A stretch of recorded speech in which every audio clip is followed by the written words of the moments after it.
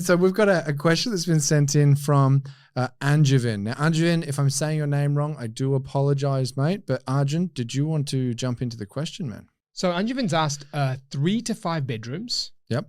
Freestanding, block 600 to 800 square meters land size, a house in Prospect, Launceston, Tasmania.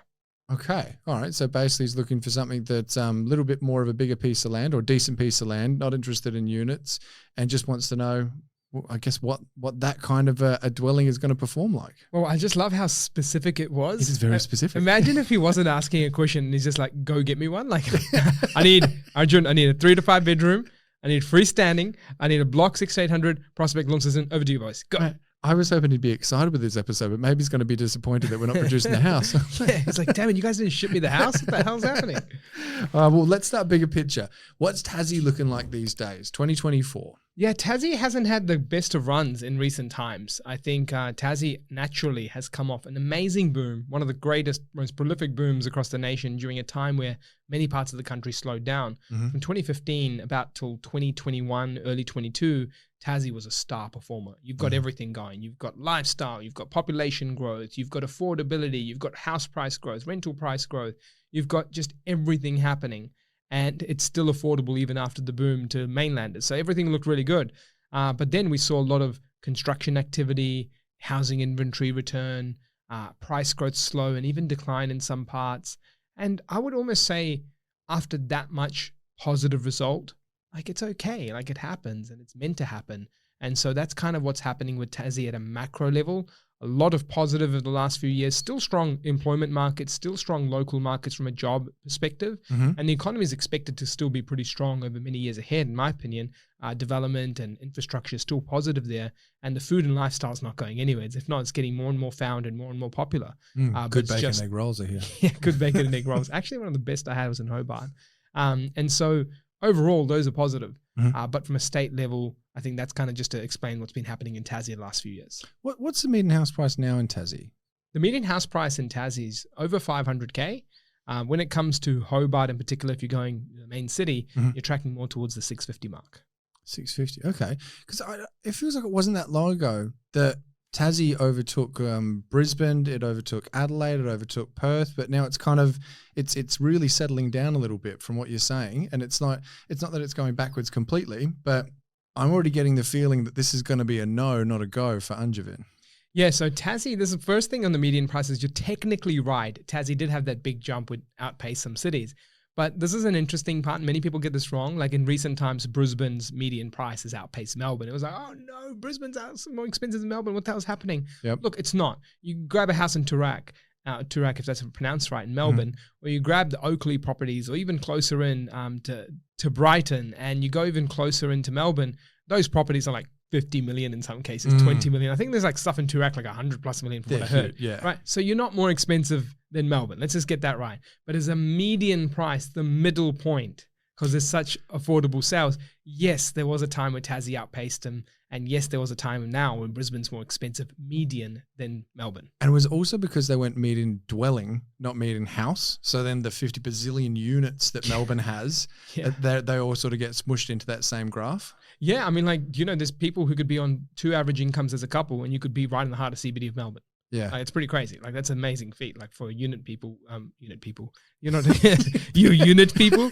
unit buyers were to basically go, like, that's pretty good to be in the big city, all the jobs, the funky cafes, the restaurants, and 2 average incomes can afford it quite easily. Get some pretty amazing lifestyle. Absolutely. But I think coming back to Launceston here, going down from Tasmania, Launceston and Tasmania over the last 12 months have not had a good run. Like, Launceston is down sort of 4.7% based on our data in terms of capital growth. And the nation did produce about 8% capital growth. So they're underperforming by a fair bit.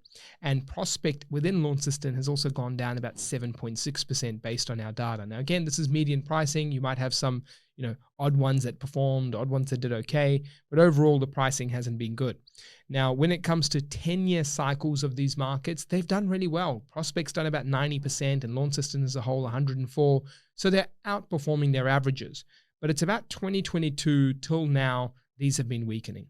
So I think the key thing is, if you're looking at this market from a performance level for short term, it still hasn't quite found its bottom. I think the main thing here I'm looking at is that we're seeing days on market increase about 97% for the region of Launceston, Yeah, so wow. pretty much double. We're seeing vacancy rates remain tight at 0.8%. We're seeing rental yields actually improve because prices went backwards, but rent went up about 3% in Launceston. So nothing special for rental rise, even though vacancy rates were tight, but the prices went down. So yields actually effectively still went up. Okay. And they're not bad. They're at 4.44, which is not bad in terms of rental yields, but I'd expect Launceston to be higher in due course for rental yields if this trend of price declining or stabilizing and rents keep going up occurs. Housing inventory for Launceston and Prospect has picked up. So it used to be balanced around around 3 months of inventory. It's now above balance, meaning it's not so much in favor of the sellers anymore. It's about 4.4 months of inventory, which usually tends to price stabilization or a little bit of a downside risk. But I think that the declines have been happening now for a couple of years, 22, 23, and now in 24. I do expect 24 to stabilize, but I don't expect any amazing short-term growth to come out of Launceston and in particular Prospect. So this is definitely a no. I feel like I don't even know how to answer the question. Yeah, look, the answer is that for that brief he said, I don't think Launceston's the best place to buy a property. Mm-hmm. I think the answer is that it's had an amazing run. It's coming off that run. But if you're waiting for certain conditions and you want to time Launceston's recovery, I do think keep an eye out on those rental yields. They're decent right now, but they still have some room to grow. I think Launceston could get back to around 5% yields if the same flattening of pricing but increasing of rents occur over the next 1 to 2 years. And if you've got produce, economy, lifestyle, and then affordability with some price stabilization while the rest of the country kicks on and yields go up to about 5%, then you've got a good buying time in Launceston, but that perhaps is still another 12 to 18 months away.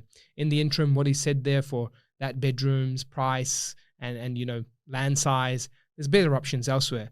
However, before I wrap up about that better option elsewhere, I noticed one thing that was very specific: 600 to 800 land, bedroom, location, price point.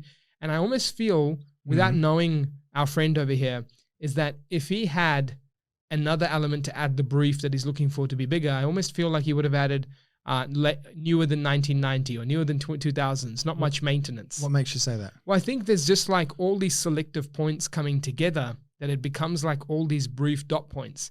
And it can become dangerous when people create these perfect dot points for looking for a house. Okay. And it's something I've noticed actually, because you can have these dot points pull you in different directions. So imagine one direction pull you to a newer home with less maintenance, then one direction pull you to higher land size. Well, we all know higher land size does not sit in newer homes. The average land size in 1970s was around 700 to 800 square meters. Your chances of going an 800 square meter block with like a 20-year-old house is pretty slim. Exactly. The average land size today is 375 to 425 meters. So you start looking at the average land size today, and back then you're getting smaller as time goes on. So you're going to get pulled in different directions. And then you go freestanding, but then you might not pick a price point for freestanding. You might go 400K for a freestanding in a city that doesn't really do many 400K freestandings.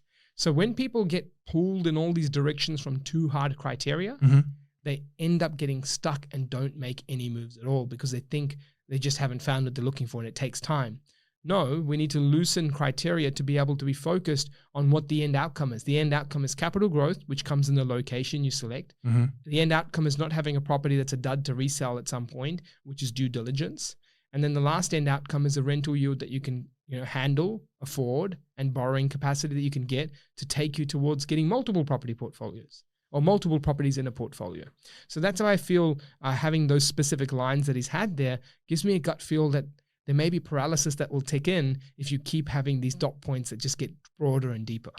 As someone that gets frequent messages and talks with so many people that suffer from analysis paralysis, and given I know you might be disappointed with the answer, it being such a blunt no, and this actually goes for everyone right now. If you're listening to this, hit that rewind 30-second button a few times if you're on iTunes or Spotify, or just drag the scrub bar over if you're on YouTube at the moment, because what Arjun's just outlined there is pretty much the anecdote for having analysis paralysis. Like don't let these little things get in the way of actually getting you to move forward and focusing on stuff that isn't really a part of the recipe for building a portfolio. Make sure that those are off the table and focus on the bits that actually are going to move you forward. Which, mate, I think that was very well put, and it didn't even click to me. I wasn't looking at that thinking this guy's setting himself up to potentially, and this is again potentially, maybe he's not, but He might have bought like 20 properties and he's just Yeah, asking for yeah, his exactly. 21st. But yeah, I think that was very well spotted, man. So Ungiven, I do hope that answers your question, mate, and I hope you've enjoyed that one. And if you guys have got an area that you want a top-down view on, start with the state, go into the LGA, and then really dig deeper into the suburb. Click the link in the show notes below and send it in. And if it's chosen, we'll make an episode on it with Mr. Arjun Paliwal himself. But Arj, is there anything else you'd like to add on to this one for Ungiven? No, I just think, look, Tassie's not looking like the best place right now for investing. I hope it does turn around soon. It's a brilliant place to live in. It'd be a brilliant place to visit and enjoy. I think from a perspective of housing markets, though, after such a big run, Ungiven, it'll come around soon, but you just need to be a little bit more patient if that's an area you're looking at where you could make better decisions elsewhere. That's my thoughts. Arjun Paliwal, Head of Research of Investigate, thank you so much for jumping on the show, mate. Thank you so much.